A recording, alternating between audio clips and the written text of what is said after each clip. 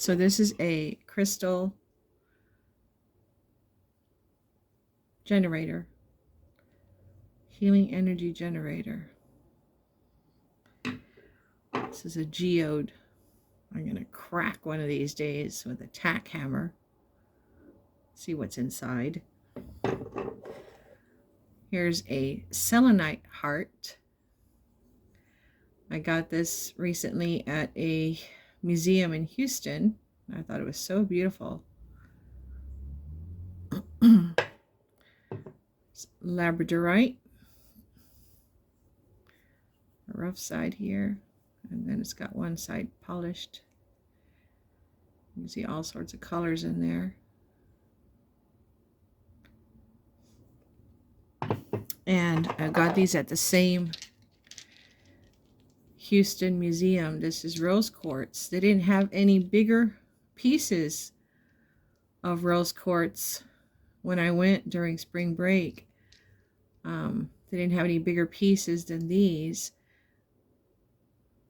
other than bookends or some candle holder or something. So I ordered a big chunk online. I'm waiting for it to get to me. I love rose quartz. It's a pale pink, sometimes a darker pink. I don't know how it picks up on the camera here, but I just love it so much. And it is the stone of love. If you're looking to get more love in your life, or more people being nice to you, kind to you, generous, friendly, I definitely recommend having rose quartz with you, at your desk, on you, in your car. I love touching crystals. I love looking at them. Okay, makes me very happy to look at them. But to be able to touch them, that just energizes me even more. It fills me with so much happiness just to hold them and touch them. Now here's some polished stones. I love how cool and smooth polished stones feel. It feels therapeutic to me to rub them like this. They're just so beautiful and cold, temperature-wise cold. Of course, if you charge them in the sun, they're going to be hot.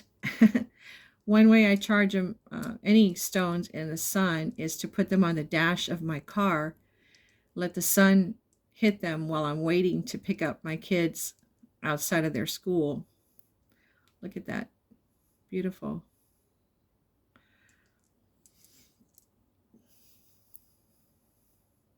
Reminds me of an insect with big eyes.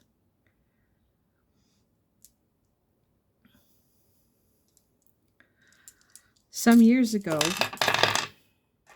I had tennis elbow, and I bought something like this on eBay, but the points were clear crystal quartz, clear quartz, and the pyramid in the center was, I believe, obsidian, which I think this is obsidian right here. And I didn't know why they called it a crystal healing generator, but I ordered it because I thought it looked cool, and I kept it in my car. Now, at that time, I was picking up my middle son after school every day, and my elbow was hurting really bad. And I heard something say, put it on your elbow. So I put it right on my elbow. And as soon as I did that, I could not feel the pain. It just completely blocked it immediately. And I was shocked, so I took it off. Then I had the pain again in my elbow. And I thought, what is going on here? So I put it on my elbow again, and the pain again went away just immediately. So I thought, wow, that'd be pretty cool if somebody could make something like this with a low profile and put it in some kind of patch that you could just put on your skin wherever you have pain. And if it removed the pain that quickly, or blocked the pain signals from reaching your brain that quickly, that would be amazing. So, has that ever happened to you? Do you own something like this? And have you ever noticed that it's blocked pain immediately when you've placed it on the pain point? I just think this is so pretty. Obviously, I have way more crystals than these, but I'm just showing you the ones I've gotten recently. This is so smooth. It feels so good. It's cold, right? It's cold temperature-wise, so that feels good. But it's so smooth, and this is selenite. Normally, when you see selenite, it's chunky and it's in like tower shapes, vertical pillar shapes. So I knew I had to grab this when I saw it at the Houston museum. It's very smooth. It feels wonderful. And I just think it looks so beautiful. And I've always wanted labradorite. So I'm going to buy some more pieces. But I saw this chunk at the museum and I thought, you know what? I'm going to grab that. Look at that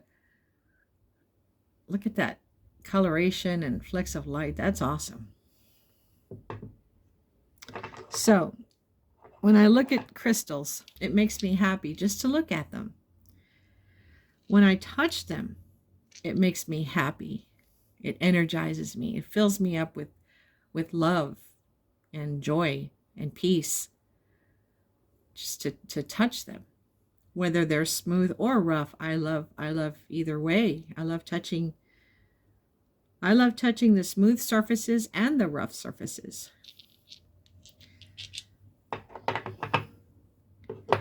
And when people make jewelry or works of art like this, I love looking at these things and I love touching these things too.